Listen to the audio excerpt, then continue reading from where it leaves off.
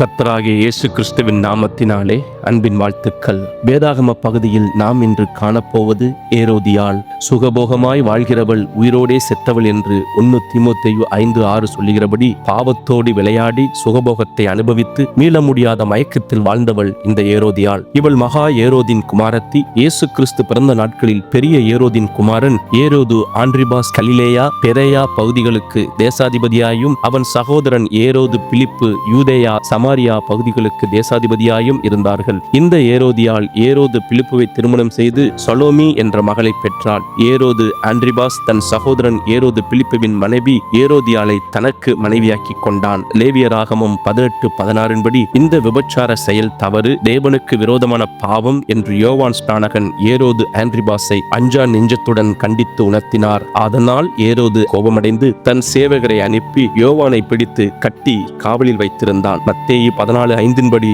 ஏரோது யோவானை கொலை செய்ய மனதாயிருந்தும் ஜனங்கள் யோவானை தீர்க்கதரிசி என்று எண்ணினபடியால் அவர்களுக்கு பயந்திருந்தான். இந்த சமயத்தில்தான் ஏரோதின் பிறந்த நாள் வந்தது. தன்னுடைய பிறந்த நாளை கொண்டாட ஏரோது ராஜா தன்னுடைய பிரபுக்களுக்கும் சேனாதிபதிகளுக்கும் கலிலேய நாட்டின் பிரதான மனுஷருக்கும் விருந்து பண்ணினான். அந்த விருந்திலே ராஜாவை சந்தோஷப்படுத்த ஏரோதியாளின் குமாரத்தி சலோமி சபை நடுவே வந்து நடனமாடி ஏரோதையும் அவனோடு கூட பந்தி இருந்தவர்களையும் சந்தோஷப்படுத்தினாள். அது நிமித்தம் ஏரோது ராஜா அந்த சிறு பெண்ணிடம், உனக்கு வேண்டியதை என்னிடத்தில் கேள், அது என் ராஜ்யத்தின் பாதியனாலும் அதை உனக்கு தருவேன் என்று கூறி ஆணையிட்டு கொடுத்தான். இந்த சிறு பெண் உடனே தன் தாயிடம் நான் என்ன கேட்க வேண்டும் என்று ஆலோசனை கேட்டாள். இப்படி கேட்ட தன் மகளிடம் அவள் தாய் மிகவும் தைரியமாய் யோவானின் தலையை கேட்கும்படி ஆலோசனை கொடுத்தாள். காரணம், சுகபோகமாய் வாழ்ந்த அவளுக்கு தன் பாவத்தை கண்டிக்கிற ஊழியனை அறவே ஒழிக்க வேண்டும் என்ற தீய எண்ணம் வந்தது. அவருடைய மகள் சலோமியும் தன் தாய் சொன்ன அக்கிரமத்திற்கு உடன்பட்டு எதிர்த்து நிற்காமல் ஏரோது ராஜாவிடம் யோவானின் தலையை கேட்டால் ராஜா மிகுந்த துக்கமடைந்தான். ஆனால் தான்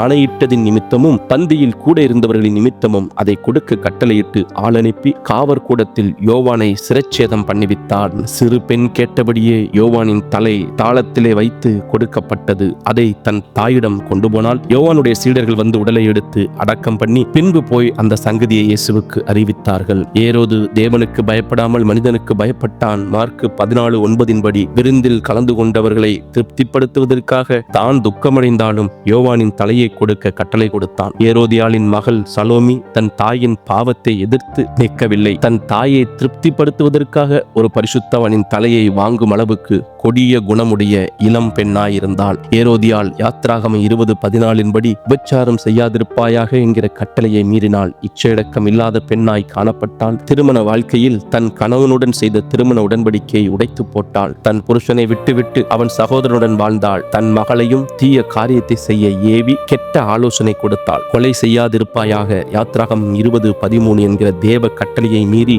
யோவானை கொலை செய்ய தூண்டிவிட்டாள். கடிந்து கொள்ளுதலை வெறுக்கிறவனோ மிருக குணம் உள்ளவன் என்று நீதிமொழிகள் 12:1 சொல்கிறது. ஆம், யோவானின் கடிந்து கொள்ளுதலை வெறுத்து மிருக குணமுள்ளவளாய் ஜீவித்தாள். ஏரோது, ஏரோதியாள், சலோமி ஆகியோர் தங்களை படைத்த ஆண்டவருக்கு முதலாவது உண்மையாய் இராதபடியால் கட்டளையை மீறினார்கள். இவர்களைப் போல வாழாதபடி எச்சரிக்கையோடு வாழ்வோம். வெளிப்படுத்தல் 21:8-1, கொரிந்தியர் 6:9-10, கலாத்தியர் 5:19-21 வரை ஆகிய வசனங்களின்படி விபச்சாரக்காரர், கொலைகாரர், பொய்யர் தேவனுடைய ராஜ்யத்தை சுதந்திரிப்பதில்லை. இந்த 3 நபர்களும் மனம் திரும்பி மன்னிப்பு கேட்டு தேவனிடத்தில் ஒப்புரவாகவில்லை. தொடர்ந்து பாவத்திலே நிலைத்திருந்தனர். இவர்கள் முடிவு மிக மிக பரிதாபமான நித்திய ஆக்கினையாயிற்று. இவர்களைப் போலல்லாமல் பரிசுத்தமாய் செயல்பட கர்த்தர் நம்மை அழைக்கிறார். மத்தேயு 10:23 படி யோவான் ஸ்நானகன் கர்த்தருக்கு பயந்து அதிகாரம், ஆளுகை, பணம் இருந்த ஏரோது ராஜாவுக்கும் ஏரோதியாளுக்கும் பயப்படாமல் அவர்கள் செய்த தவறை கண்டிக்கிறதை பார்க்கிறோம். இன்று நம் நிலைமை என்ன? பாவத்தை கண்டித்து பேசும் போதகர்களை, பிரசங்கங்களை,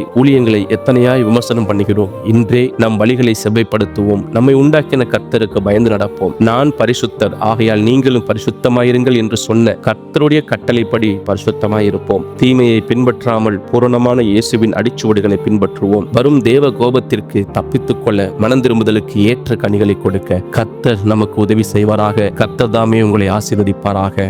ஆமேன்.